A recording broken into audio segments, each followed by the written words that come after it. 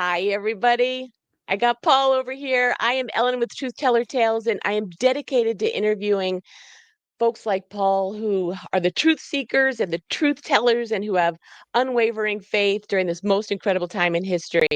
So, Paul, I think your story is really important to be told, and I think you're this authentic, amazing decoder. You're a good guy with a big heart, and thank you for being here. How are you today? I'm doing fantastic. Any day above ground is a good day. So you'll rarely ever see me, at least publicly anyway. You'll rarely ever see me admit to having a terrible day. So I'm doing wonderful. That said, today is an actual good day. So Excellent. it's not me just I'm saying it's a so good day. happy.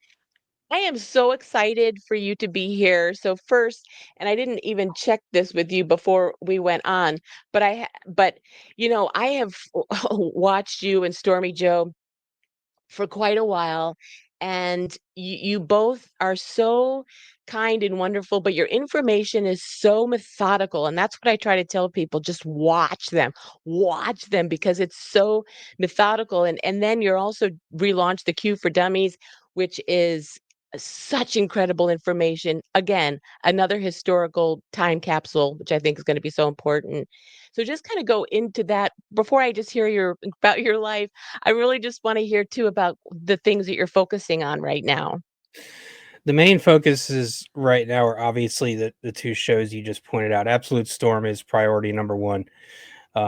We put so much time and effort into that show. I don't know if many people realize. We've talked about it before, but I don't think many people realize how strenuous or time consuming the podcasting can be. It's not just sitting behind your computer and hitting go live and talking for a couple hours, especially with a Q related show like Absolute Storm. I mean, we Joe has said it on the show before. It's not a tall tale. As soon as we wrap up an episode, we're already throwing stuff in the show prep chat for the next episode. So it really never stops. And any episode of Absolute Storm can take 8 to 10 hours throughout the course of the day to pick away at it and get graphics ready and get slides ready and get videos edited down and ready. And that's exactly why we have the less than five for that show. If that show were just me and Joe doing everything, there's no way. I mean, we constantly Yes. have people tagging us and throwing us connections, and my wife Barbara helps me rip the videos. I taught her how to do that, and she's just super excited to be helping in that regard. It takes a lot of weight off, but it's um, on the flip side, it's such a fun show to do, and the connections you make with people, and the way you see you getting through to people and helping them, and it's like nailing a decode is really cool, and being out in front of something is really cool. But I've said it before on the show. It's like nothing compares to helping somebody find their faith and their hope through this war again and being able to Yes. help them get back on their path. Like we've called plenty of things on the show, and it's not because we have insider knowledge it's because we're literally following the drops and putting them together with narratives and news that we see. And it's kind of like this. It's like the Q drops give you this X-ray lens to look at narratives coming across in the world and be like, oh, I see what that is. Mhm. That's not what they're telling us it is. And so that show, was obviously born from a previous show, and we do it 4 times a week. And we're also very faith centered on that show. So when we Yes. first started doing the shows, almost 3 years ago now, we would talk about faith a little bit, but it wasn't the central focus of the show. And it shifted toward a point where it's become almost the central focus of the show. And when Joe and I say trust the plan, we're talking about trust God's plan all day, every day. Yeah. It's not trust man's plan. It's trust God's plan for what you're seeing Right. roll out in a very biblical way right now. And so we just go ahead, Ellen. I was just going to say, absolutely. I mean, we're living in biblical times, and I think what you're doing, is that beautiful combination of doing very common sense things. Just you follow the decodes and the things that are being given, but you're also understanding the bigger picture and wrapping in the beautifulness of what's happening with our spirituality and our connection with God. It's a Right. beautiful thing you guys are doing, and I just really appreciate it. Well, I know so many people that were pulled into this movement to start doing what they're doing, and it reaches a certain point where you come across so many of them that you realize there is a divine plan and God's pulling people together. He's in effect pulling his army together. You can see it happening everywhere. I mean, it's baked into my story. It's baked into Joe's story. I mean, there's I look back at my life and we'll get into it in a little bit, but there's all kinds of like little nuggets that God left me along the way in my life to tell me that this is what you're going to be doing. You just didn't realize it until you started doing it. Um, Yes. and so that's the thing that really blows my mind about this movement. And going back to Absolute Storm. It's one of the reasons that we really began leaning into faith so heavily is because Joe and I are both Christian, obviously, and we kind of had a talk one night and said, why aren't we leaning into the Bible? Why aren't we leaning into faith more? Why aren't we sharing that more? And we were pushed to do so by our friend Dave Costanzo, and Barbara pushed us to do it, and we just finally did it and introduced the Armor of God segment on the show, and it's become the most popular segment on the Yeah. show. It's Love it. I Joe and I feel like that's the most important thing above all else is to give people faith and hope right now, because for a lot of people, imagine you're not as awake as we are. It's a scary Right. time right now. Imagine if you haven't read the Q drops. You're losing your mind Right. right now, having no idea what's going on. Yes. It's so I feel like it's our responsibility to help people understand. I feel like that's exactly why God has placed us here, and I feel the same way about Q for Dummies, which is why I relaunched that the way that I did. Number one, I felt even since I started a year and a half ago, I was like, oh my God, so much has changed and become so obvious about these earlier drops that they all deserve a redo because more things and more detail can be added to them. And for me, Q for Dummies is the bridge between just finding Q and then getting into guys like Stormy, myself, or Rambo and Dave, these high level 40,000 foot view guys that just get it, that just see the drops and Yeah. understand it. Well, not everybody can do that. They need a Right. bridge to gap that. And Q, much like Bitcoin, can be exceptionally intimidating just to start looking at. You're like, oh my God, look at all this information. What do I even do with this? And Right. and you know, uh, to be fair, Q told us in drop 521 that we're here to guide and comfort people when the stuff starts getting crazy, and it's starting to get crazy. And there's going to be a lot of people out there that are lost and looking for guidance. It's not our job to beat people about the head. It's not our job to cut them down. And if they don't believe what we believe, throw them off to the side. No, no, the apostles didn't do that. The apostles said, how Right. about you listen to me and the information I've got, and then you can decide what you're going to do with your beliefs. They didn't just say, oh, well, you don't Yes. believe in Jesus Christ? Be gone. That's not. And then Yes. and so for me, it's like, oh, you don't believe in what we're saying. That's fine. Listen to it and let me talk to you for a That's right. second, and then let's see where you go with it. And it's a tricky job, but it's very, very rewarding. It really is. Well, there's thousands of people, I mean, all over, thousands and thousands and thousands that appreciate and understand because you're taking it at a micro level of these drops, but then you're also wrapping it in the macro level of our spiritual relationship with God and what's happening. So it's just this amazing combination that is undeniable. Both of them are undeniable, the micro and the macro. So it's that's why I think a lot of people resonate with you guys. And so I can just say with certainty of all the people that are watching you, thank you to start out with. It really is all the hard work. Believe me, we appreciate and we just are so happy that you're doing it. Um, so now the fun part. Uh, if we can go back and just talk about where you were born and kind of your family and just start from there, that would be wonderful. Yeah, sure. And if at any point you want to stop me and have a question, feel free. Okay. So I was born in Charlotte, North Carolina in 1982. I was born on July 4th, as a matter of fact. Oh, Um, wow. and I was premature. I was six weeks premature, somewhere around there. My Oh, my due date was August 31st, and I was born on July 4th. Um, I constantly make a joke out of that because I was born in Mecklenburg County, and Mecklenburg County was the very first colony to declare independence from the crown. So oh I'm my kind of doing what I goodness. should be doing. And as an aside, you can't make this up. I swear. I was born at 4:44 a.m. and Q's first drop was at 4:44 p.m. So that was what I was. No So I was way. talking about where God leaves these little nuggets for you about what you're supposed to be Yes. doing in your life. Oh Um, my gosh. yeah, and so a few years ago I did the ancestry.com thing. I didn't do 23andMe. I didn't like submit DNA, but I did the full paid ancestry.com thing, digging through my family. And my great great grandmother on my father's side was full Mohawk Indian. Well, the Cool. Mohawks are the Last of the Mohican, and Promontory from Last of the Mohican is the song that Q shared many times. So it's another tie into the Q stuff. And the last one, and then I'll stop for now. I swear, my full name has 17 letters in it. So you I mean, of course it does. Obviously, those are your taps that you're supposed to be doing this when you look back. Obviously.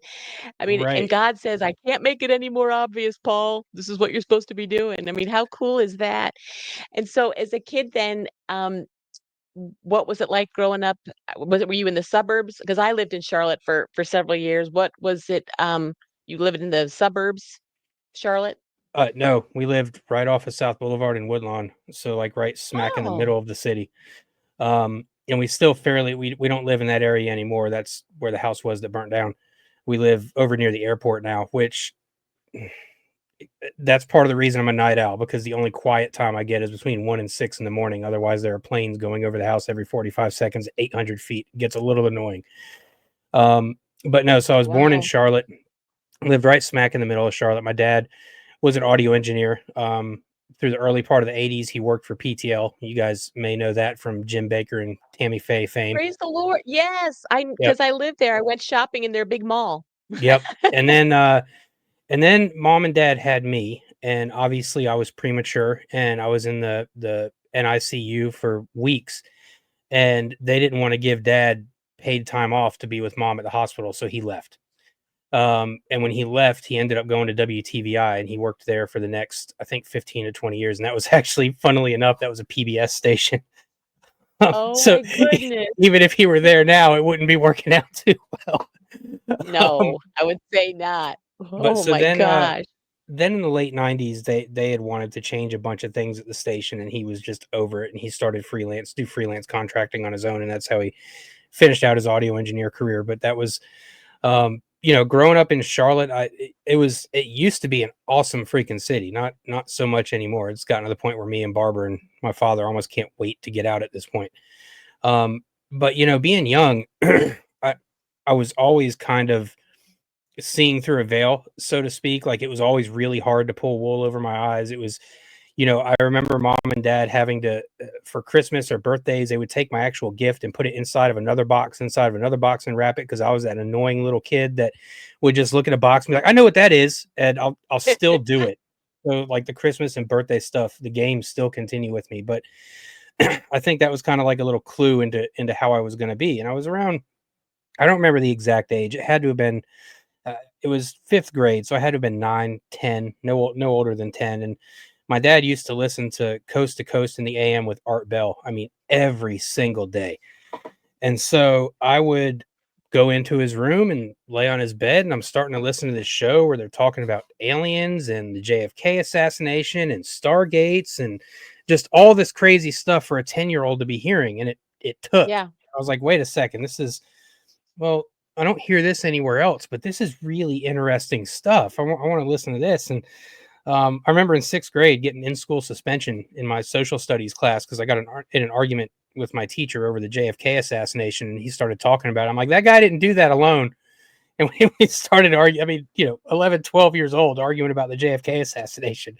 And so that's kind of where Oh it my. started for me. And I was red pilled long before Q came around. And the thing was, that red pill turned into a black pill, like a serious black pill in the 2010s, especially after, because I admit it freely. In 2008, Obama had me. I thought that son of a Yeah, bitch was yeah. legitimate. And then he Right. gets into office, and it wasn't long after he actually got into office. And you're like, wait a second, something's off here. And you start seeing all these things he's doing, and that rug pull from initially believing he was going to be a change to, oh my god, this dude is literally destroying this country. That was it. That was the black pill. I was done. I was like, nothing's going So to I have a save this country. Go ahead. question. So first of all, I want to go back to the Obama time because I find that's interesting, and you're younger than I am. But so as a child and as a kid, and you got an in school suspension for arguing about JFK assassination. That's nuts. First of all, and then did you have any siblings, or was it just you? I do have a sibling. I have a brother that's 11 years older than me. Oh wow! And so is he? Does he know what you're doing, and does he feel the same way? he knows what I do. Um, it's been a rough go pulling him over and really opening the veil, so to speak, for him. There are certain things where he's on Trump's side. There are certain things where he kind of gets sucked back into the matrix of mainstream media lies. But that said, my brother and I have learned how to skirt around those conversations for now in order to keep Yeah. our relationship intact. Because me and my brother have Yes. always been super close, and our relationship matters more than any of the BS going on in the world. So, to be quite frank with you, my brother could be a far leftist that had TDS, and we'd still figure out a way to make it work because that's my brother, and I'm not gonna uh, cast him off to the side because he may not be a Trump supporter. And also, I do believe that God can open anybody's eyes when He wants to. So Yeah. that person just has to want it, and I feel like at some point my brother is going to want the truth, and then it's going to start flooding him. But we make it work, man. And Yeah. regardless, his wife is not at all on our side, but regardless of that, she still 100% supports what I do. And it's, she gave me such a lovely letter last Christmas talking about how proud she was of me for what I do and the shoes I've stepped into. And so for me, what I took away from that was, here's somebody that doesn't support Donald Trump at all, but they're mature enough to say, I appreciate what you're doing. And that, I just wish more people were like that. I wish more Yes. people were. uh, I can certainly look at some Democrat friends of mine, and I don't hold any ill will toward them. We have to remember these folks have been brainwashed hard, and that's They have. so very hard to break. But um, But it. that's why I think that guys like you are gonna be studied for a long time because why did the brainwashing take for them, but not for you? And that's what I think is gonna be studied for so long. And so in your parents' case, so your dad obviously was like-minded if he was listening to Art Bell, that those, radio programs, and so were you raised in a family? Was your mom like that? Were you raised in a family where they questioned things? Did you get in trouble for having the in-school suspension because of your argument? How was that? I could tell the in school suspension thing was like, we're a little bit disappointed, but dad was like, oh man, I'm really proud. Like Yeah. it was one of those deals. My mom was aware of all of it, but she didn't confront very much of it. And that's not because she was necessarily unwilling to. It's because my mom was literally the Christian that talks the talk and walks the walk. And so my dad was the only man she was ever with. They were high school sweethearts. They married when she was 17, Keck. And I I think throughout the course of her entire life, I heard her swear less than a handful of times, and I never heard her take the Lord's name in vain. I never heard her drop the F bomb. Uh, that's just how she was. Like she talked the talk, she read the Bible, and she walked the walk right up until even in her leaving this planet, she walked the walk. That's so for her not confronting this stuff. I think that the case with my mom was that she was such a kind-hearted and kind-souled person that Mhm. seeing this darkness put her off, that she wasn't built to necessarily handle seeing and confronting all of that darkness. Yeah. Her way of helping was just being her and standing in her light. And that's Yes. my mom was never unaware of this stuff. My brother would dismiss it a fair bit, kind of as he does now. And for me, it was just kind of the thing where, yeah, I was always willing to ask questions, and I never really wanted to be told what to believe. I've never been that way. I don't like somebody telling me, here's what you need to believe or how you need to act. And so in school, I would definitely rebel against that stuff. I was definitely the class clown and class cut up, and they were absolutely certain I was cheating on my end of year tests because I would be close to low C's, D's all the way through regular school year, get to the end of grade tests, and I'm in the 99th percentile. And they're just like, he doesn't pay attention all year and he's slamming these tests. How is he doing this? And it's because I have a really, really good memory and I actually do pay attention right up until the point I don't need to pay attention anymore. And then I check out. So I get the facts that I need. So in the first 10 or 15 minutes of the class, I'd read through everything we were going to read through. I'd have it stored in my brain. Then I would just start cutting up and it would drive them up the wall. And I think that was actually part of what kept me from getting indoctrinated was that I took the information I wanted and then ignored them. And that led toward middle school and getting bullied in middle school a lot. Um, to the point that By one who? What happened? so there was I went to Sedgefield Middle School. which is kind of in the ghetto. And I'm going to try to get through this without sounding like a racist douchebag. That's not at all where this is coming from, though. But I was bullied on by a group of black kids often. And one day we're sitting in class, and I'm sitting in the front of the class, and one of them sitting 3 or 4 desks behind me. And we all know the old school desks, with the your books Yep. slide underneath. And this kid had Yes. taken a Webster's dictionary and thrown it at me from behind. And the book's going end over end like this, and the corner hits me right in the back of the head. And I just sat there and took it. But I could, even at 13, you feel your face getting flushed. You feel your face getting red because you're like, this is not cool. And so I take that book, I slide it under my desk, and I wait for the class to end. And I sit there until he walks by. And then I get up, I grab the book, and straight out of the WWF, I cracked him in the back of the head with this book like it was a steel chair. And then I got on top of him and beat the piss out of him, Ralphie style from Christmas Story. And so they, the vice principal and principal call me into the office with my parents, and the vice principal literally looks at my mom and says, "Well, he'd been getting bullied for a while. We didn't know how much more he was going to take." And my mom stood up, grabbed me by the collar, yanked me up, and said, "This is the last time you're going to see him in the school." We walked out, and I started homeschooling a week later. And I think that is ultimately what led to me being more red pilled, is because I was no longer in the public school system from middle school on to get that indoctrination.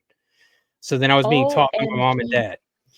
So that was, yeah, it was pretty crazy. Like being told by your Oh, vice principal. We knew he was being bullied, but we didn't know how much more he was going to take. And this was in the 90s. So if you think that the school system is just now getting sideways, oh no. right. But isn't it amazing how everyone plays their part in your story, in your book of Paul?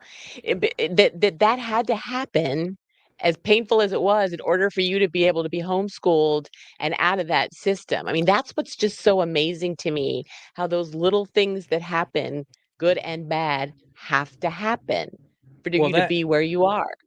man, that skips right into, and we can backtrack because this is going to skip far ahead in the story, but that goes right into the house fire we had. I mean, the reason that I ended up on Twitter, and the reason that I started making all the videos I make is because I was sitting in a hotel room at 3 in the morning, bored because my house had just burnt down and I had nothing else to do. So let's start making videos and start posting on Twitter. And look what happened from that. Yeah, I wanna hear all of that. I wanna hear in detail what happened there because I've heard you touch on that, but I've not really heard, and I've wanted to hear more detail of it. But before we get there, so you were homeschooled in middle school, and then in high school, were you still homeschooled? I was, and right around the same time I left middle school was the same time when I left middle school and started homeschooling, I had already started playing roller hockey. Because my Oh, mom and dad were figure skaters, not ice figure skaters, but roller figure skaters, and they actually won state competitions and stuff in New York. So I just like my brother, I could literally skate before I could walk. So I could put on a pair of skates and trudge along before I could even take competent steps. So it kind of progressed into playing street hockey and then into roller hockey and then in ice hockey. So once ice hockey took a hold, it was homeschooling and then ice hockey. And then a couple years in ice hockey goes by and I get good enough to make a travel team here in Charlotte. And so it was homeschooling and then traveling every weekend to play hockey. And that continued through my teens until I was 16 and got an invite to go try out for a team up in Canada. So I went and did that and lived up there for a couple weeks at that time, then came back home. And then a couple years later, when I was 18, I got another invite to go up there. And people want to know why I'm so close to my dad and why I always say wherever we go, he's going. I'm not leaving my dad behind. He's not going in an old folks home. That shit's just not going to happen. And that's because when I was 18, got this opportunity to go chase my dream to play hockey in Canada. Dad, who was still at WTVI at the time, um, sold his house or sold the house, left WTVI. I talked about the things that were going on there that helped his decision. So he sold our house that was almost paid off. He left his job. He'd been out for 20 years and almost close enough to earn his pension from. Also, we could move up to Canada and I could chase my dream. And so for me, that's like the master class doctorate in parenting. Like I'm giving up everything I've worked for so you can go chase sure it. is. And Yes.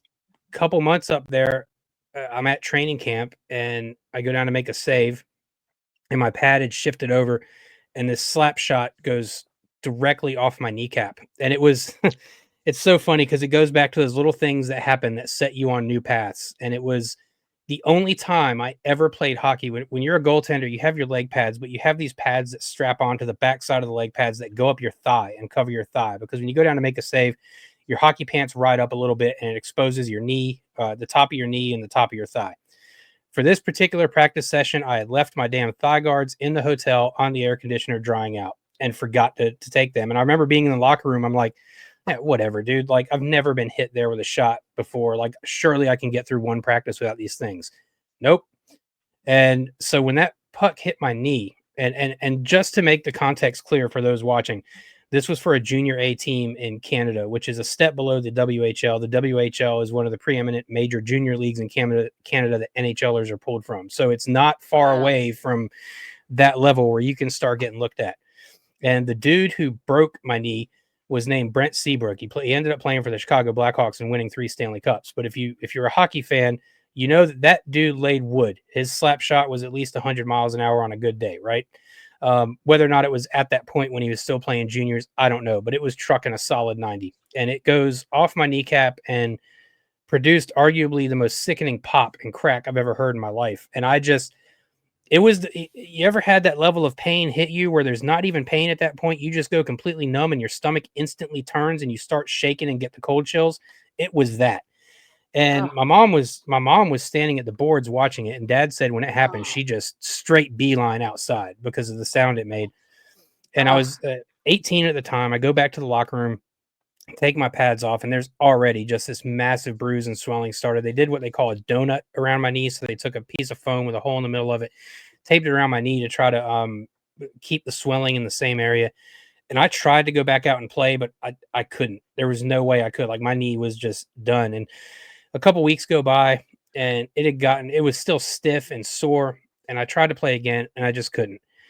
And it was going to be months until I was able to play properly again. And I remember after that second time taking the ice after I'd heard it, and I take the ice and I'm skating around, and I know something's wrong with it, and it's just every time I'm putting weight on it, it's like a knife in the side of my knee. And that, along with the mental stuff of the previous 6-ish years or so of literally playing hockey every single day of my life, including in the summer, it broke me. I was done. I skated a couple laps around the ice. I went to the locker room. I took my body armor off, the upper armor. I took my glove blocker off, my helmet's off. I still have my pants and leg pads on, and I'm sitting in the locker room just bawling. And after about 10 minutes or so, my dad pops in. He pops his head in, and then he comes all the way in and he sits down next to me. He's like, "What's wrong, son?" And I remember this as clear as it was yesterday. I just looked up at him. I was like, "I can't do it anymore." And he's like quiet for a second, and he goes, "All right, well, let's go home." There was no oh hell no, I sold my house and left my job. You better see this through, son. You better do this. There was, my son is done and we're going home because I'm not going to ask him to do this anymore. And a few years down the road, that knee ended up like, because at that time we didn't have insurance. I was in another country. Like, I never went to the doctor for it. So it kind of healed on its own and did its own thing. And that's one of the things from my youth. I don't hold on to regrets much, but I'm regretting that move at this point in my life because a couple years later, I was just at work and I was out back smoking a cigarette. I was kind of crouched down like a catcher would be.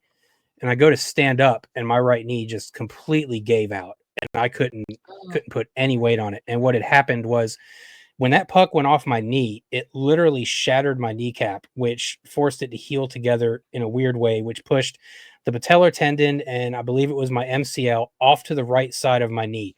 So what had happened when I stood up was my MCL completely gave away and the patellar tendon halfway gave away because they'd been out of position for so long. So they had to mm, do what was called a lateral release on my knee, where essentially they pull all that stuff back to the center, suture it in place, let it heal naturally.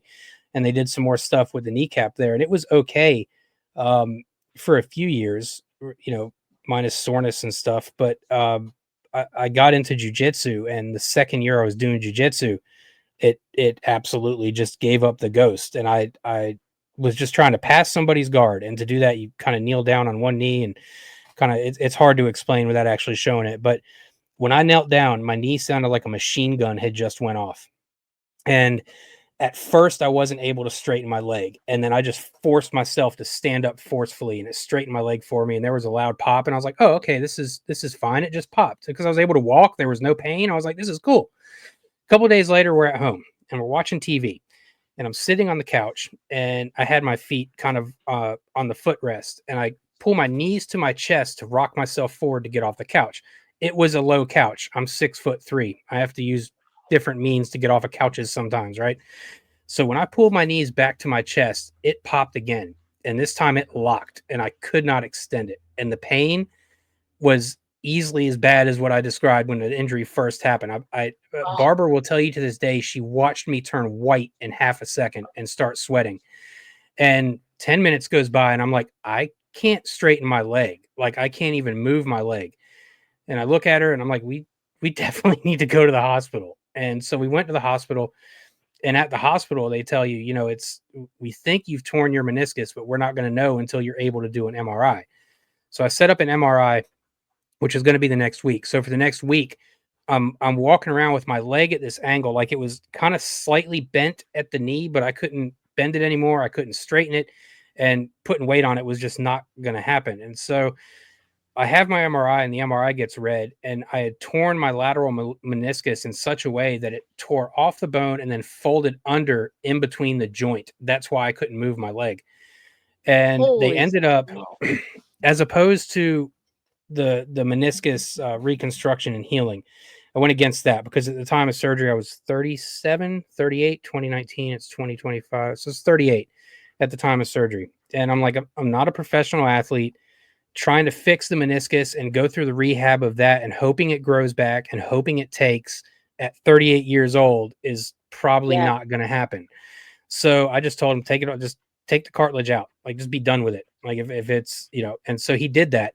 The side effect of that now is that I'm starting to get a yeah, lot of pain in it because there's no cartilage in my knee. So there are some days I wake up and it's just walking is a pain. Now I've had some followers send me some information on different treatments that can be done to help that out. Somebody was kindly enough to send a friend of mine a link towards stem cell treatments that are supposed to do really, really well with people that don't have cartilage in their knees. However, that's nowhere near an area of affordability for me right now. I think it's like yeah, $3,500. And look, on the flip side, $3,500 is a hell of a lot cheaper and a hell of a lot quicker to go through than a knee replacement. But fact right. notwithstanding, I don't have that right now anyway. But it is what it is, man, and it's all part and parcel of who we are and the way God makes you, and that even that instant pushed me off onto a different path and It started is. it started getting me interested in other things, and that that also was arguably the beginning of Barb and I starting to fix our marriage. That knee surgery for that meniscus was in May of 2019. And then in July of 2019, she lost her grandmother and mother in the span of a week. And then a month after that, we lost our house. So Yeah, it's kind of like at that time we weren't doing great, but these things kept happening that precluded us from leaving each other. It's like what wow, I'm gonna tell my wife we can't do this anymore after her mom dies. right. She's gonna tell me we No, can't do this anymore after our house burns down. Like no, yeah, no, that's not the yeah. way it's gonna happen. Yeah, isn't that amazing how things like that happen? And so I have to go back first, and then I want to go touch on that. First of all, I love your dad. I mean, for him to, I mean, how amazing is that? I love him just hearing that. Um, and then it's amazing the sports that you were involved in were just the roughest and the toughest and and that you went into. And then the only reason I know this about you, Paul, is because I watch your shows. So where did you end up going into your whole career with as being a chef? And a cook and all that stuff. When did that happen? You're That standing up all the time and you have a bad knee? Yeah, it just kinda happened, and that happened around, well, it happened after we had gotten back from Canada, so clearly hockey's not gonna be my path forward. I need to find a way to sustain some income, I need to get some money coming in and figure out what I'm gonna do, and while I was playing hockey before we went to Canada, I worked, at the Charlotte Coliseum and the Independence Arena in the warehouse staff. So you're kind of around, the kitchens all the time, and I got to know one of the kitchen guys. And then at the time, my best friend had also gotten into kitchen work. And so in the summer of 2001, he was working the May race up at the Speedway. And he said, they always need help up there, man. You want to come give it a try? And and see what it's like. And I went up there and gave it a try, and it turned out I was really good at it, like off the rip. It was just a natural thing to, all right, you want me to clean this fish? Okay, whatever. Give me that knife. I can get that. And they're like, well, no, it can be tricky. Like, I'm no, you go right here. I've watched plenty of shows. And they're like, all right, do it. So it's just the kind of thing I figured out off the rip. And I kind of fell into it. And I had so many cooking jobs. And some of it was because I didn't like the people I worked with. So I would just kind of bounce. I've never really been a 2 week kind of person, to be honest with you.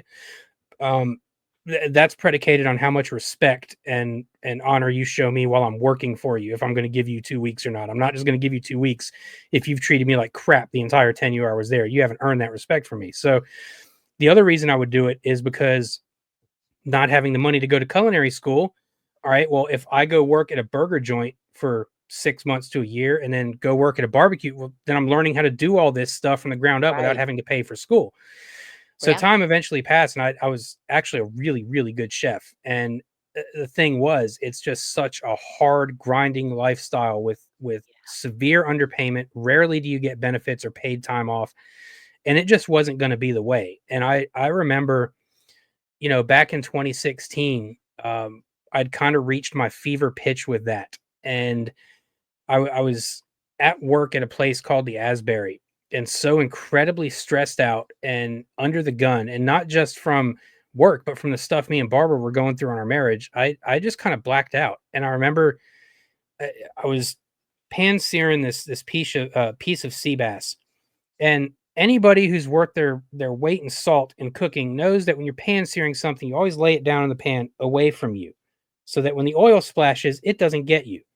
I forgot this that night, and I laid that piece of fish down in that oil toward me. It splashed all over the back of my hand, and I looked down and instantly saw skin on the back of my hand bubbling, and that was it. I blacked out. I didn't pass out, but from a memory traumatic standpoint, I don't remember anything from the rest of that night other than getting home and losing it and being like, I can't do this anymore. Like, I can't do the cooking. And I continued to do it for another couple years, but almost every night it was a steady prayer of like, dude, you've got to lift me out of this. You've got to show me something else. Like, this cannot be what I'm doing until I'm 70 or 80 or checking out of here. Like, I'm not going to do this. And I always joke about it on the show, God's sense of humor, because God's like, oh, well, I see you have severe social anxiety and you're an introvert. I'm going to make you a podcaster. How about that? Yeah. But That's so true.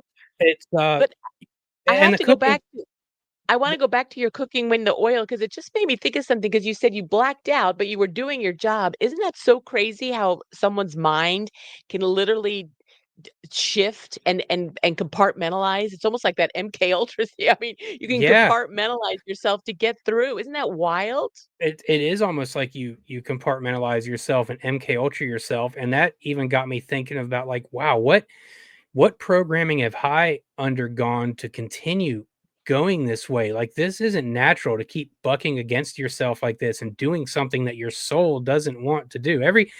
E- every day you do something that your soul doesn't want to do, you're slowly killing yourself. Like, that's, Yeah.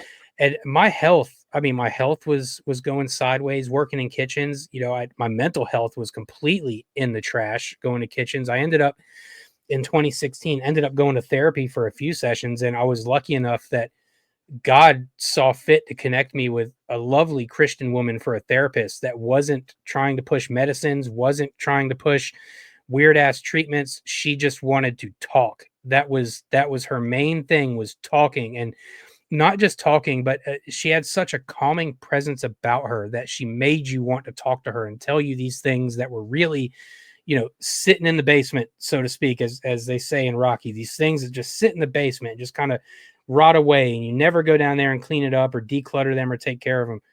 And so after a few sessions of talking, we had realized that my trigger point for all of my anxiety and depression was being robbed at gunpoint when I was 21 and never confronting it. And once Excuse she me? yeah, that was a thing that happened. Well, well, we need to go back to that, because yeah, I think that would be a big thing. So I was thinking about this woman that you're first talking about too. Isn't it so beautiful that God gives us those? I know this is silly to say, but the calm in the storm. You have those moments of Yeah. those little nuggets of beauty within that. The lasting storm. memory from her is I think it was our 4th session.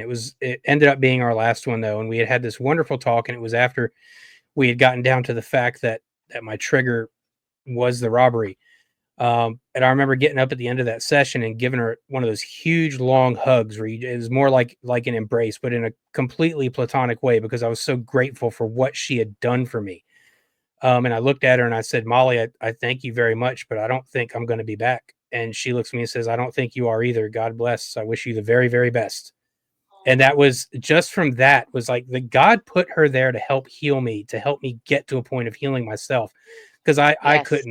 I couldn't understand the trigger. I had buried it so deep that it was, oh well, the thoughts of the robbery are causing anxiety again. I'm just gonna go drink tonight. Or the thoughts of the robbery are causing anxiety again. Let me take a Xanax. That'll help. And so that Yes. obviously builds up a very bad habit for your brain. And that Indeed. ended up So going down a what bit of a happened? Please. what Yeah, I want to hear all that. So what happened? Where were you? Was this in Charlotte?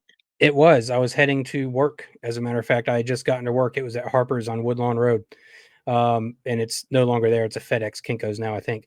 But I got to work at like 7:30 in the morning, and my mom was dropping me off. And it was one of those times where you look back and you're like, I'm a total dipshit because all the signs were right there, and you still walked on in like, hey, let's go to work. And she pulls up around back of the restaurant, and the first thing I notice, there's 3 trucks sitting out there for deliveries, but there's nobody going back and forth from the trucks to unload them. But I was on like 3 hours of sleep, and this didn't even ping a bell. And I go to the back door, I ring the buzzer, and this black fellow with a bandana around his face opens the door and immediately puts a gun to my forehead. And they get me inside. And if you've never been pistol whipped before, it's not an enjoyable experience, and it really, really hurts. So they did that, tied me up, threw me in a cooler along with 3 other guys, and proceeded to try to get into the safe for the next 2 hours. And the thing that got really scary was they couldn't get into the safe, obviously, and you could hear them getting madder and madder and madder. And one of the guys in the cooler I was in, there was a phone right outside the cooler door. And he opened the cooler up, reached his hand out, grabbed the phone, took it off the hook, rested it on the prep table, and just hit 911 and closed the door again. And that's what got the cops there because obviously through the call, they could hear these guys yelling about robbing the place. And within a couple minutes, you can hear the sirens. And when you could audibly hear the sirens, these guys were effing gone out the back door, running all directions. And at the time, it wasn't a big deal to me. I was like, okay, whatever. They put a gun in my face, pistol whipped me, put me in a cooler. I'm still alive. Let's cook. Um, but looking back, that was immediately me denying what I had just went through. And there was an instance during all of that where this dude's got the gun to my head. I mean, he's pressing the barrel into my forehead and his finger is on the trigger. Now, if you watch my shows, you know that I'm a big 2A guy at this point in my life. I shoot a lot, I own plenty of firearms. Rule number one of gun safety is your finger is never on the trigger until you're ready to pull it. Knowing what I know about guns now, knowing that his finger was on the trigger and I was less than an eighth of an inch away from being dead. If he sneezed, if he had a nervous twitch, whatever. So he's got this gun to my head at the time. And my dad has this necklace now, but it's a beautiful golden necklace with a gold cross. And I was wearing that. And I always found it funny that these guys took my wallet, they took my cell phone, they took everything off of everybody. They would not touch that cross. And when this guy has that gun to my head and he's looking me in the eyes and then he looks down at my neck and he sees that cross, his hand starts to shake and he lowers the gun. And this was they'd already smacked me with the gun. They've already got my hands behind my back. Still wouldn't take the necklace, takes me off to the cooler, and that was that. And I don't I don't believe they were going to shoot anybody. I think they just had the guns to scare everybody. I'm not even convinced the guns were loaded at this point. But still, it's the thought, and that when this guy saw the cross, he started shaking, and so that was the first real in my adult life instance of God reaching in and showing me where he was. Yet I didn't Yes. deny him. I was never an atheist, but I was full blown agnostic. I knew it was there, but I didn't read the Bible, didn't pray, didn't talk to Jesus, didn't talk to God. You would have thought that when I was 13 and bitten by a brown recluse and laying in the hospital about to lose my leg, and God made an appearance there, that I would have taken the warning, but I didn't. So And that's so so what now? What happened yeah, I there? kind of glossed over that in my teens. So when I was 13, I was bitten by a brown recluse spider. and we didn't know what it was. I was playing football in a friend's backyard the night before, and we had all taken our shoes off and set them on the patio. And so we go home that night, and the next morning I go to put those shoes on and felt a little prick on my ankle. I didn't think anything of it. And so like a week goes by and my ankle's starting to get kind of discolored and it's really sore. It's not feeling right. We go to Pro Med at the time, if you can remember Pro Meds. Yes. Um, and the doctor's like, yeah, he's been bitten by something, but we don't think it's serious. Here's some antibiotics. Here's some um, anti-inflammatories for the pain. You know, if anything happens, come back and we'll take care of it then. So a couple days goes by and I wake up and there's just this like quarter sized black blister, as black as this microphone that's in front of my face, on my ankle. And my mom obviously freaks, and we immediately go to Pro Med. And the doctor at Pro Med like instantly turns this like his tenor switched from, because Dr. Russell, I still remember this dude to this day. He was such a jovial doctor and so friendly to be around. That did not exist when I went in that day. Like he immediately, it went as serious as I ever saw Dr. Russell get. And he said, you need to get him over to Carolina Medical Center Poison Control Center right now. Like we think he's been bitten by some kind of a spider, but we don't know what kind. And so, you know, when you get to the ER and they rush you immediately to the back, that you're it's not good, right? Yeah. And so that's what they did. And it turned out that it was a brown recluse. And if you know anything about them, once they bite Wow. you, that's that. You can't really reverse it. It depends on how much venom they decided to inject in you, and you just manage the symptoms until your body takes care of it. Well, here I am rolling along for 2 or 3 weeks with this venom rolling around in my body that hadn't been tended to. And so my lower leg, you know, my shin and my calf had swollen to the point of almost looking like my thigh. And they were keeping track of how far it was moving up my leg with a Sharpie. Obviously, every day it's moving a quarter inch up my leg, a quarter inch up my leg. And so I'm in the hospital for a couple of weeks at this point, and I'm starting to have respiratory issues. Like my heart rate is starting to ride higher, my pulse ox is starting to drop a little bit. Like it's starting to really mess with my overall body, not just my leg. And I didn't know until some years later that my parents had signed the paperwork for my leg to be amputated from the knee down. And after they had signed that paperwork, I remember this so clearly, dude. My dad came into the room and he had his Bible with him, and it was just me and my dad. And now I understand why, because my mom was so upset that she was out in the car bawling her eyes out. Because Oh, I was an active kid, right? And at 13, you're about to take his left leg from him.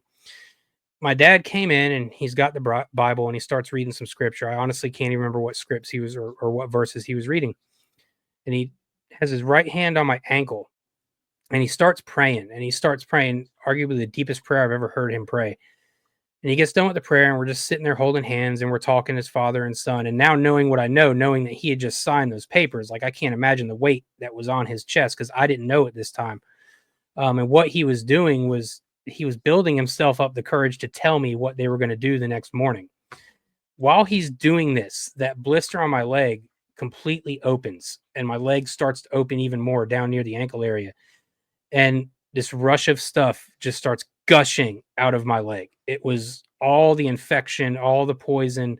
Um, and so he calls the nurses and they come rushing in. And within 2 minutes, there's like a team of 5 to 10 people around me. They've got my leg propped up. They've got a pair of hemostats literally pulling that wound open as far as they can. They're in there cleaning it out. And it was it was super painful. Um, but the day after that, it started reversing course and getting better. And they canceled the surgery. And I was told oh, I got out of the hospital and there's a quarter size hole in my ankle. You can see all the way down to my bone. Like there was no fascia, no tissue. It was gone. And the doctor said, he's going to have quite a few reconstructive surgeries. I didn't have one, not one. All that remains from that spider bite is a little pin sized scar on my ankle. It is unreal. wow. That is unreal. This is a side question. Was that the same leg that you eventually hurt your ankle, or was it the other one?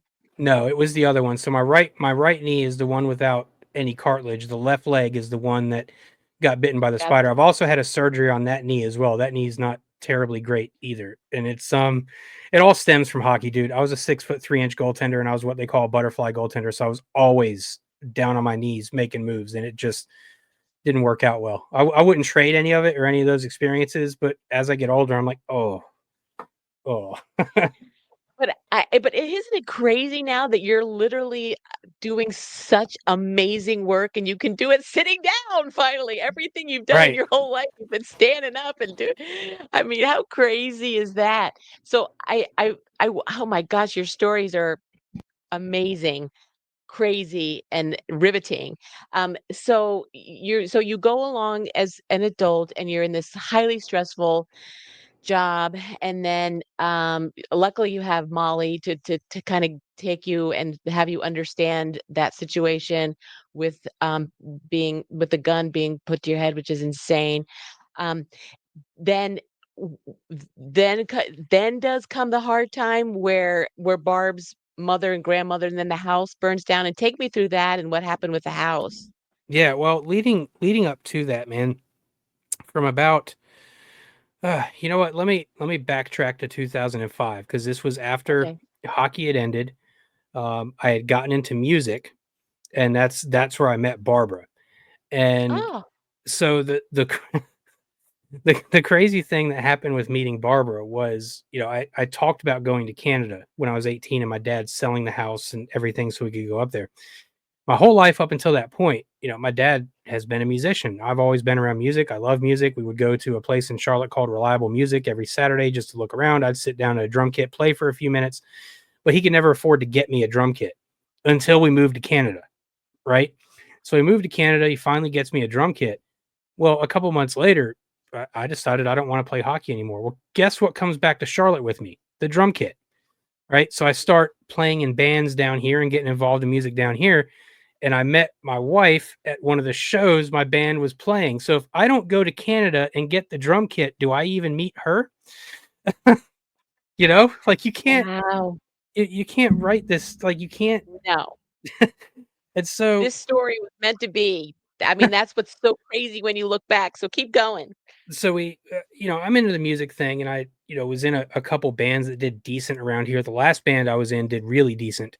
But the whole time we're doing this band thing, man, I'm not shy to admit my mistakes or sins from back in the day. We were about as far from God as it can get. We didn't pray, we didn't acknowledge Jesus that much. We did, but not to a level where I'd say you're adequately worshiping him.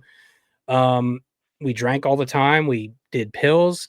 There were a couple instances where we got a little extracurricular with our marriage. There's no reason for more detail there. Not godly stuff, dude. Not the kind of stuff somebody who's a man of God does.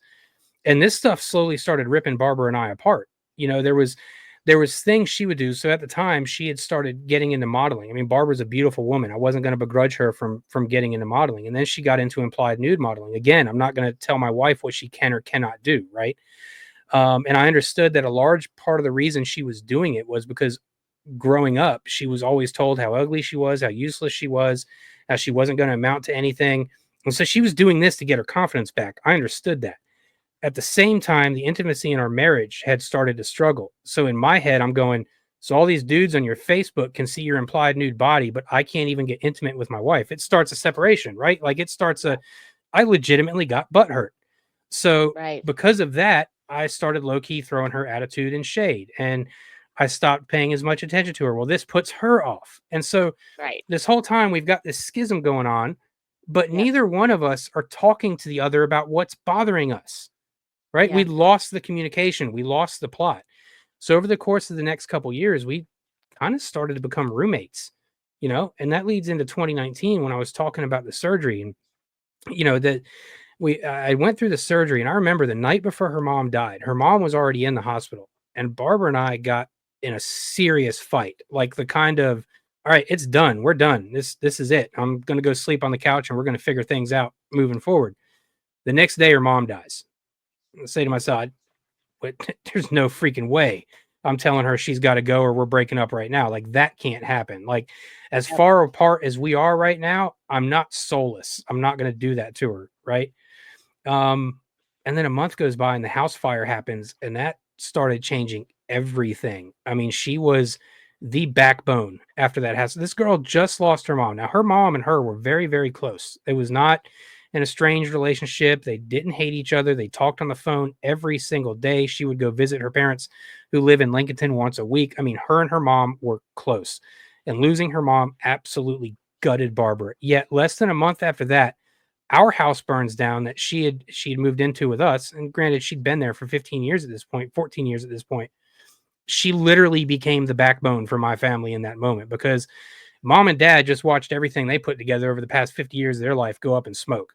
Like we're talking stuff from their wedding, stuff from my like baby footprint from when I was born was burnt up. I mean, we're talking like seriously sentimental stuff to a couple that's been together for 50 years. At the same time, my mother was diabetic and had just that year had been put on dialysis. So my mom has an episode because of the smoke inhalation. So the house is burning down. Mom's on the front yard on a stretcher getting tended to by EMS. Dad's losing his mind. There's nothing he can do. And Barbara becomes the one that, like, while dealing with losing her mom, somehow becomes the pillar of strength for all of us. I mean, for the first Wow. few days after that fire, I was completely inoperable as a human being. I didn't know where I was going, what I was doing, how to even do it. I mean, it's how do you watch everything you've ever had go up in smoke and carry on? A friend of me, he was trying to help, God bless him, he said, it's kind of like moving. I said, yeah, except you don't get to decide where you're going and you don't get the time to pack your things up. Like, Exactly. and so, just remember being at the hotel, we had gotten in a huge fight. Um and then after I went outside and I'm out at the picnic table at the hotel and I'm just thinking to myself, and the first thing was I was really hard on myself for the fight we just got into because it was completely started by me. It was me being a crabby asshole because of everything that was going on. I was mad at God at that point. I was mad as hell at God. Like I'm out there having it out with him. Um, and just out of nowhere, this message clear as day says you go back inside and talk to your wife. Like just pretty blunt. Like forget being mad at me right now. Go talk to her because I get up to the hotel room and she's bawling because here's this poor girl that's doing everything she can to hold the family together. And she's got this ass of a husband that's finding fault in every single action she's taking because I was taking my anger from the fire out on her. And that wasn't fair. And so that Right. started kind of a process of us reopening our communication, and it certainly was not a fast process. It took another couple years for us to really start to get back on the same path, but everything in God's timing, man. Yeah. Everything in God's timing. And when he decided the time was right, he Mhm. snapped both of us together to a fuller extent than we ever had been before. And he used that pain that we had just went through over the previous years as a molding point, as a point to bring us back to, as a point to find closeness again. Because it's the reason that the bonds between all of us anons are so strong. Because when you go through something traumatic and you trauma Mhm. bond with somebody, that's Mhm. that's a really hard bond to break. It's the reason why soldiers can go 20 years without seeing each other, and they fought in this foxhole 20 years ago. They might see each other at the supermarket, and it's a 20-minute long hug with crying.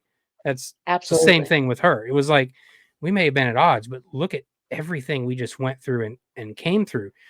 Um, and the fire was, I mean, that was about as horrific as it gets from a visceral, traumatic standpoint. We were at jujitsu that Yeah. night and we get done with jujitsu class and we walk over to the table where our bags are, and my phone is going ballistic. And as I pick up my phone, a call had just ended, and then I look at it, and it was something like 20 missed calls from Pops. And I'm like, what is good? Like, he never calls me to begin with. There's 20 missed calls here. So I call him right back, and he's just completely out of sorts, losing his mind. He's like, you guys have got to get home right now. The house is on fire. My first thought is, dude, you're kidding. Like, this is not the joke to play when I'm just coming off the mats. And he's like, no, get home now. And so we didn't even change. We hopped in the truck in our geese and immediately drove home. And we came home through a back entrance into our neighborhood. And then we take a left off of a street named Kenlow onto Manhasset. And as you take that left, you can look down toward the end of the road where our house was. And the whole street is lined with fire trucks. And I just remember my stomach dropping because when dad says the house is on fire, I'm like, oh, a little grease fire started in the kitchen, or no, your house is burning down, dude. Like, get home. And so we get home, and fire trucks are all lined up all over the place. And I look in our neighbor's driveway, and they had cat carriers out there. And I noticed that mom and dad's cats are out there, and that two of ours are out there. But another two of ours were not out there. And I start losing it. Because if you follow me, you know that me and Barbara don't have kids, and it's not from lack of effort. So our cats are our kids. I immediately go to run downstairs to try to find one of them, and a Charlotte Mecklenburg police officer literally tackles me because the house is still on fire. They're like, "We're not letting you in that house, dude." Um, and a couple minutes after that, a firefighter comes out of the basement with one of the cats, and we couldn't find the other one. And it was actually our sensei from our gym that had hauled ass over to the house when he heard what was going on. He went into the basement, like, he didn't care, and he's also good friends with the Charlotte Mecklenburg Police Department. He had started to go down there, and one of the cops had told him, "You're not going down there." And Derek looked right at this dude. He's like, "I'm a black belt in jujitsu. If you want to stop me from going to that basement, you can go ahead and try." And the cop was like, "All right, go ahead." And so he goes. He's down in the basement for a couple seconds, and he found Kenobi. And Kenobi was in a back corner of the basement in a water puddle, um, just shaking, like obviously terrified. So all of our cats were saved, which was a blessing, and all of Yes. us were saved, which was a blessing. Um, and it's just, the fire is subdued, and you get into the house, and the room where the fire started was completely done. It was completely gutted. The attic above that room was done and gutted. Um, the hall, the bathroom across the hall from that room, it didn't actually catch on fire, but the smoke damage and the heat in that bathroom had gotten so much that the shower stall itself, the plastic molded shower stall, had actually started to melt and run down the wall. The heat was so Wow. bad in the kitchen that the paint on the cabinets was bubbled and peeling off. There was plastic cups in the cabinet that hadn't been directly exposed to fire yet; it was exposed to heat, and they were melted. And Ugh, I had never really understood that most of the damage comes from a fire, unless your house is totally gutted by the fire. Most of the damage comes from the smoke and the water used to fight the fire. And so Barbara and I at this time lived in the basement of this house, and we go downstairs. Everything of ours was destroyed from the water. I mean, everything was waterlogged. I had my drum kit down there, um, that I'd been putting together for 5 or 6 years and probably had $15,000 into, and it was my baby. Like, drums were my soul. They were gone, and it wasn't the fire; it was the water. The water had warped all the drums. You're talking August in Charlotte without climate control. Within 2 days, everything in that house was done. From the mold and from all that, and it was the most painful process was actually going back to the house the few days afterwards, salvaging what you could, and helping yeah, them to write down what was destroyed for the insurance settlement. Um, yeah, and I just remember being in the hotel, and we had gotten what we could from the house and taken it to a storage spot. And I mean, it was minuscule. It was like the TV from the basement was left. All of our jujitsu gear was left, and that was because of a firefighter, uh, who me and Barbara are still convinced this guy was an angel, because we go around back, and I had noticed that all of our gis and all of our jujitsu equipment was just kind of strewn across the backyard. And I'm like, what the hell happened there? Well, it turned out that the first firefighter that kicked the basement door in had looked over to his left and saw the gis hanging up. That guy practiced jujitsu himself. And he said they're not losing their house and all of their jujitsu stuff at the same time. So the first thing he did was grab all of that stuff in a big armful hug, yank it off the hangers, and throw it out the back door so it wouldn't get destroyed. I've never been able to wow. find out who this guy is. And here's the kicker. Oh, I'm a big dude. He made me look little. He was easily 6'6", 6'7", well built black dude. I'd imagine that a six wow. foot 7 inch black firefighter should not be that hard to find. I called every Yeah. I called every single firehouse in Charlotte that responded to that Oh, fire. None of them had him. None of them had a 6'7" jujitsu practicing black firefighter. None of them. Was never able to that's find this guy. fascinating. So, Wow, that is so interesting. So how long did it take you to so obviously your mom and dad and Barb was such a rock for you guys, and then so how long did it take to be able to get semi-normal again from that? oh Jesus, man, some people might snigger at this, but it literally within the last 6 months have I finally started feeling normal again, and that's because Wow. after the fire, we end up in this house, and we were only in this house for a year. Well, no, it wasn't even a year. We got into this house in September of 2019. December of that year, the COVID nonsense starts up. Yeah. Right. So we had to deal, we're dealing with that. And the dealing with that came from the fact that mom was on dialysis 3 times a week. And here we've got this pandemic breaking out, causing constant stress. Then the vaccine started. Are they going to make her get vaccinated in order to get her dialysis? Oh, Um, And so in March of 2021, we lost mom. And so that was a year and a half after this fire. We're still not right from the fire. And now, oh great, now this thing's going on. And it's like my mom had these episodes before. I mentioned she was diabetic. She was also epileptic. So every now and again, she'd have small seizures, mini strokes. We'd have to call the ambulance. Ambulance would come pick her up. She'd be at the hospital for 2 or 3 days. She'd come out fine, be back home chipper as she could be. So this morning, I had been on the phone with a friend, and it was about 3 in the morning when that call ended. And I go back to the bedroom, and my cat at the time, Padme, who has also since passed, she's up on our entertainment center, and she's doing that weird cat clicking, chirping thing while looking off toward the bathroom. And this is something she only usually does when she's at the window looking at birds, right? Like she's clearly interested in something. So I get back up off the couch and I go walking across the living room, and I could hear in the bathroom my mom gasping for breath. And my dad's in there and he's asking her, "What's wrong, Carol? What's wrong?" And she's like, "I can't breathe." And so we get her back to the bedroom and try to hook her up to her oxygen. And at this point, I had called 911. And side note here, I left this from the beginning of our interview till right now, so it would have more impact. But I called 911 at 4:17 in the morning, right? And Mm-hmm. at this time, I mean, she's struggling, dude. Like it was not a usual episode that we had seen from her. And she's talking to Barbara, and I'm on the phone with 911. So I'm going in and out of the room so that I can get away from the commotion to talk to the operator to tell them what's going on, what medication she was on. Uh, and I go back into the room, and she looked up at me and she said, "Bubby, my heart, my heart." And then I went back out of the room to tell the operator, "I think it's her heart. She's having a heart attack." Well, when I had, unbeknownst to me, when I went out of the room that time, she looked at my father and she looked at Barbara. She looked at Barbara and said, "I love you, thank you." And she looked at my father and she said, "I love you, Andre. Please let me go." And what that was about was anytime these episodes would happen, my dad is very strong in prayer. And he would pray. He would pray, pray, pray. Please bring Carol home. Please bring her home and healthy. My mom was telling my dad, sorry, I'm trying to get through this without losing it. My mom was telling my dad, "I'm done suffering. Don't pray for me this time. Let me go." And what I didn't put together until after the fact is my mom's nickname for me was my heart. So when I came into the room, she wasn't telling me it was her heart. She was saying, "You're my heart. Goodbye."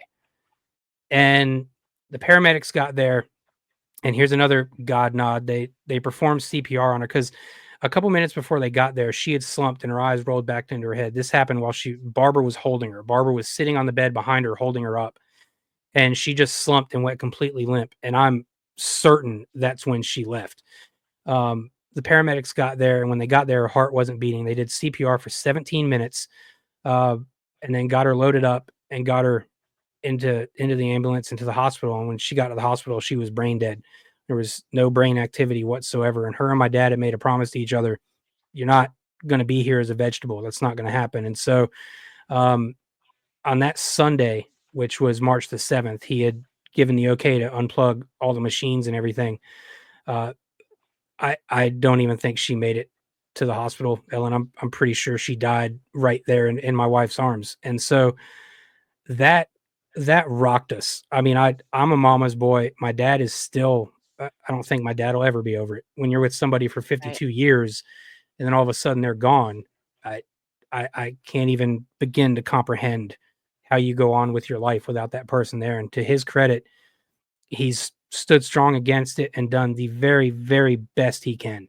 And that's, he's here every day fighting for us and here for me and Barbara. And it's going through that, you would think that would make you mad at God. And it was the day after that when Barbara and I really began praying every single day, because when the ambulance had left right before Barb and Dad left to go to the hospital, because this is one thing I'm actually kind of guilty on myself for. What my dad is like, you can't blame yourself for it. I didn't go to the hospital because I knew.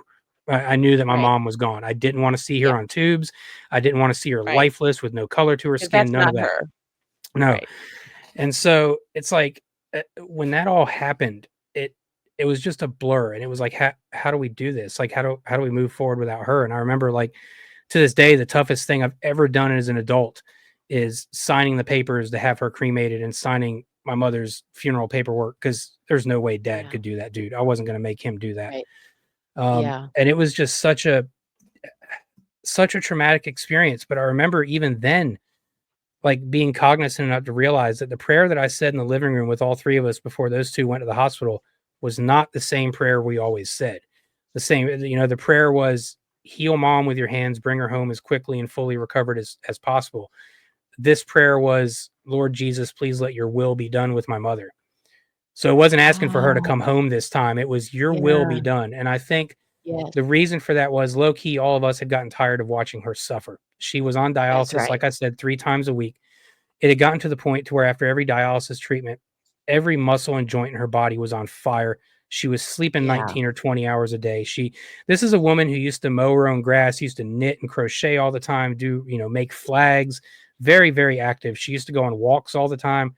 And now you're looking at her confined to a couch 20 hours a day, and the other 4 hours of the day, she's in miserable pain. What kind of a life is Yeah. that? Like what? Yes. And guess what I believe, Paul?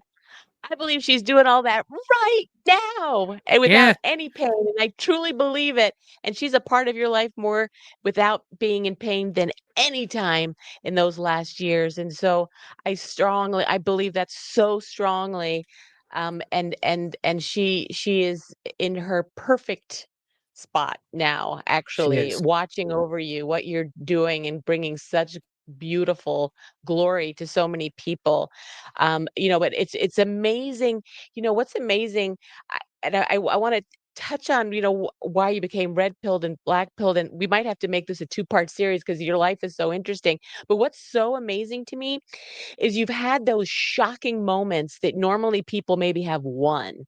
Where you had the gun to your head, you had the pop in your the knee, you had the fire, and then you had with your mom. I mean, you've had these, and then with the spider. I mean, you've had these moments of, you had to go into this mode of either flight, or I mean, it's just amazing to listen to what you had to deal with, that most people only have one of those events.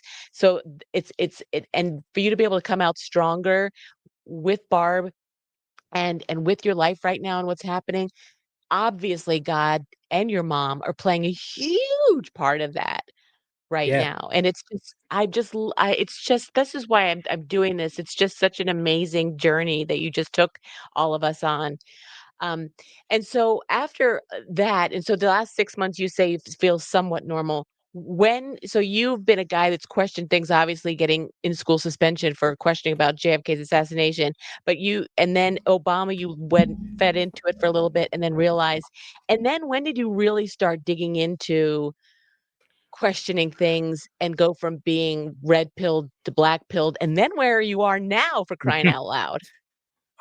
Well, the red pill had obviously started younger in my life, and I would say it was a diet red pill, right? So you realize the big obvious things that were garbage thrown up on us that we were lied to, the JFK assassination, for instance, 9/11. These are the things you realize. Um, I remember in 2013, the Boston bombing happened, and I'm immediately calling out the bullshit on that one and the crisis actors used and how they somehow managed to put together an amendment that made everybody forget about their Fourth Amendment rights and just invite the military and FBI into their homes and onto their property in the name of looking for a terrorist. And I said, man, they're gearing up for it. They're really gearing up to come into everybody's house and get rid of the truth tellers, aren't they? Like they're really going to do it. And then you're in the second part of Obama's term. Actually, let's go toward the end of his first term when we killed Osama bin Laden because after watching my mom struggle with dialysis for so long, I'm totally convinced Osama bin Laden rolled around the mountains of Pakistan for 10 years on dialysis. That's totally a thing that happened. If you folks out there can't tell, I'm being really sarcastic. There is no way that dude lived that long on dialysis in the Pakistani mountains. Um, so then when they put forth this big show about killing Obama or killing Osama, I said to myself, we're screwed. We're absolutely screwed. Like that, so many people are believing that this actually just happened, and so many people are okay with being given the excuse of he was given a burial at sea, so you can't see his body for confirmation that this biggest Yeah. terrorist in U.S. history has just been killed. I'm sorry, but I'm pretty sure we were owed that bit of transparency. I don't care how macabre the Yeah. subject is. Um, you get into 2012 and you see another, at this time being awake to what Obama was doing. The problem in '08, I think the reason I sided more with Obama in '08 was because I was already full well aware of what John McCain was and the traitor that he was. Yeah. And so there's no way I want to see this dude in the White House, right? And so you get to Yeah. 2012 and you're like, FFS, they're doing it again. It's another deep state show. Romney versus Obama. Great. This is going to turn out great. And then you start getting into his second term and you really see the actions being taken against the United States. And that I said to myself, how the hell are we going to come out of this? Like they're all bought and sold. Republican, Democrat, doesn't matter. We're fighting Right. evil, and evil is doing its thing right now. And what are we going to do to stop this? Like we're on a one-way train to hell, and there's nothing that's going to pull us out. Operation Jade Helm happens in 2015. I don't know if you remember that or not, but that was a military operation, a training op that was literally teaching soldiers how to embed themselves amongst the civilian population. And they were doing this all over the Southwest. At the same time, we were getting reports of all these FEMA camps oddly being built near train tracks. So you're saying to myself, dude, they're planning something not good for us. Like this is going to be bad. And so you pretty much see all this stuff happen, and you're like, there's absolutely nothing that's going to happen that's going to save us. There's nothing. Like we're screwed. The empire is about to fall. The United States is done. I was as black pilled as it gets in 2015, 2016. Even when Trump came down the escalator, I was like, great, here's the next deep state doofus they're going to shove down our throat. Like, I was no huge Mhm. fan of Donald Trump at the time. I didn't hate the dude, but I was no huge fan of Right. the caricature of his that we were presented. And it Yep. wasn't until that Al Smith dinner before the election in 2016 where I said to myself, uh, that dude is not one of them. And that's when things started getting really interesting for me. And it was because you're sitting there watching this and you're seeing the way Hillary's fidgeting in her seat and she's doing like these itches and shit like this. And you see the guy sitting behind him over Trump's right shoulder and he's wearing this Knights of Malta cross, right? And we know we know what those fellas are about. And within Yeah. 5 minutes of Donald starting to speak, this dude is sweating bullets and like loosening his chain and all this stuff. And I'm sitting there watching it. I'm like, this dude is dropping bombs on them. They weren't expecting this, and he's not one of them. And then he wins the election. And I'm like, okay, hold on a second, because the mainstream media was just telling us that Hillary's going to win this thing in a landslide. It's done. The polling is showing that Hillary's going to win by a landslide, but this dude just won. Something's going on here. So I started paying way more attention to the things, not just he was saying, but the actions he was taking. And then you Right. realize that every EO this dude is signing is kneecapping the deep state. Every action he's taking is kneecapping them. And then you start to get to the really serious stuff. You realize that when Donald Trump was in office in his first term, that's when Epstein, Maxwell, Weinstein, and all these other fools went down for sex trafficking. Why did they never go down before Donald Trump got into office? And then you start to realize that, yeah, he was involved with Epstein. And then he completely kicked him off all of his properties, paid Virginia Guffey's legal fees, and was the only person to work with the prosecution against Epstein. And then you start to go, uh, what exactly is the deal with this dude? Like, was he groomed to do this his entire life when the timing is right? Which is obviously what many of us believe now. And then October of 2017 rolls around and Q makes his first drop. And you get through about 100 drops into the Q drops. And as an old school conspiracy theorist researching all these things beforehand, when you start seeing this anonymous online character drop all this information that's pinging off of stuff you've already researched, and then you see the president of the United States hitting zero deltas with this guy and answering a non-request that came from the boards, looking right at the tippy top Q proof here, where an anon on the 4chan board asked Q, can we get a tippy top from POTUS during the State of the Union? Well, it didn't come at the State of the Union. It came when he was on the balcony for the Easter celebration, and he gave us a couple tippy tops. He sure That did. between that and way early in the drops when Q's talking about the Lord's Prayer, and Q says, pay attention to the Lord's Prayer. Why is this important? And then 2 weeks later, the Pope comes out and says, we're changing the Lord's Prayer. And you say to yourself, a kid in his mother's basement did not know the Vatican was about to change that prayer. And then you No. realize the early drops were Q's pointing toward Trump being in Asia at the time. And then you realize Q's telling you that in November of 2017, Trump and Kim worked out the North Korea deal.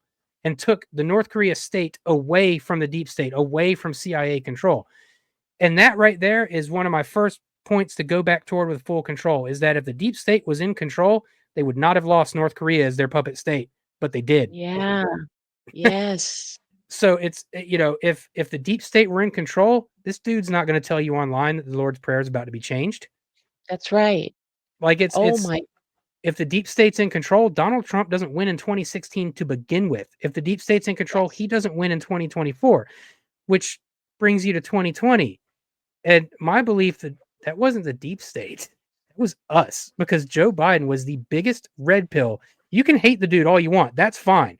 But you cannot dismiss the fact that that dude for 4 years was the biggest walking red pill we could have ever hoped for. And I don't know if you saw the connection I made on Q for Dummies Monday night that had never crossed my mind before. Early in the drops, Q drops the Washington crossing the Delaware picture. And that is a seminal moment. Like, it might be the seminal moment in this country's history. Without that raid, Right. we probably don't win the Revolutionary War. The metaphor being that we're going to have to cross the Delaware again to get our country back, right? Yeah. Where is Joe Biden from? Delaware. Delaware. We had to go through that 4-year period to get to the accountability and justice we're seeing now. Biden's presidency was the Delaware that we had to cross before we got to where we're at now. That's kind of my thoughts on it. And I think that, it goes to show again, if you believe that we safeguarded 2016 and 2024, you're going to believe that all of a sudden we lost the ability to do that in 2020, especially Right. when No. Donald Trump was telling you all year in 2020, they're going to steal it. They're going to steal it. They're going to steal this election. And they did, That's right. because That's he right. knew they were going to, and we let them do it because they had to finish the crime. That's right. Yeah, and exactly. and And things definitely got bad under Biden, but they didn't go so far off the rails that we were all getting thrown in FEMA camps, that we were all, yeah, we got censored on Twitter, but we always had platforms to go to. If the deep state was in control, we would have had no platforms to go to get our voice out. absolutely, and executive orders were extended and all of those different things, and he did, just like you said, he said the 2020 was gonna be stolen. He said 2024 is too big to rig, Yeah. and so he and I've learned from you guys, you just have to listen to him. you know and he's definitely telling us all along, and that's one of the things I have to say about you and Stormy Joe and the group of guys that I just love, of all you guys, is because people will come to me now and say, Ellen, oh my God, you still think that everything's okay? I think Donald Trump is compromised, this and that. I was like, oh, I said, here's who I'm listening to, right? I was literally like listening to you the other night, literally. They said, just listen. And it's because, and I think of it as, I love how this story is being woven, and the nooks and crannies and the weaving that's happening, and listening and watching you in your shows, Absolute Storm and the other shows. It takes you on this cool path, and seeing how it's all being woven. And that's when I say, thank you, God, for giving me a front row seat to this. How cool is this? So the fact that there are people like you who are putting it all together, thank you. That's all I can tell you. I know there's thousands of other people who are going to watch this and go, woohoo, thank you. Yes, it's so true. Because you are telling history as it's being made. And wow, how amazing is that? I know you're so deep into you're studying it and to prepare, that it's hard to think of it in those terms, but man, that is exactly what's happening. Which is so fitting because I've always been a history geek. So of course my lane has become documenting history as it happens. I mean, in as truthful as a manner as we can, because just about every single large event in modern human history, we've been lied to about every single Yeah. one, up to and including the Civil War, up to and including parts of the American Revolutionary War. There's a lot of it that needs to get set straight. And my stance on the Civil War is not simply because I'm a Southerner. It's because I've actually done research into that war and realized, well, crap, they pulled the veil over our eyes with that one too. Amazing. It's everything. So I feel like it's my duty to report on what I'm seeing as accurately and truthful as I can, not necessarily for right now, but for years down the road when people are looking back, to fill in those gaps. Because Imagine if during the JFK assassination, if we had internet like we do now, that lie Yeah, never even would have made it around the world, dude. So no. that's why it's our responsibility to do what we do as honestly and with as much integrity as we can. Indeed. And that's what people can tell. They feel it with you all and know the work that's going into it. And I'm so grateful that I can see it and I found you all and so many people have too, Paul, and I'm just so grateful that you took the time so that we could get on record your most incredible journey. And one last thing I just have to say, what you said too is that when you find out everything is a lie, I think that the reason why we are able to understand that and internalize it is we don't absorb it because of our relationship with God. Because I think some people that don't have that, it would send them over the edge and they can't handle it right now. And so the people that can handle it are the ones seeing it. And you're being able to spread their knowledge to people like me so I could try to pass it on to my other friends and things. But it's amazing how God has put us all where we're supposed to be. And I just thank you from the bottom of my heart and so many thousands around the world for what you're doing and you're continuing to do.